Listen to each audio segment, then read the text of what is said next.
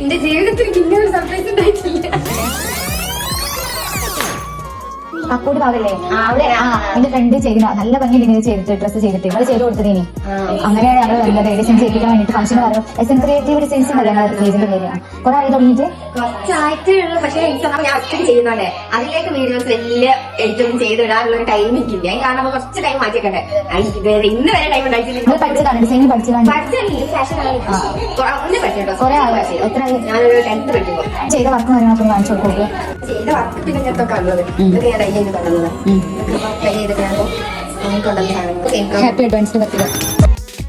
കത്തുപാട്ട് പാടി നടന്ന് കാട്ടുമുല്ലച്ചോട്ടിലിരുന്ന് കണ്ണി കൊണ്ട് കളം വരച്ച് കാത്തിരുന്നോള് കാത്തിരുന്നോള്.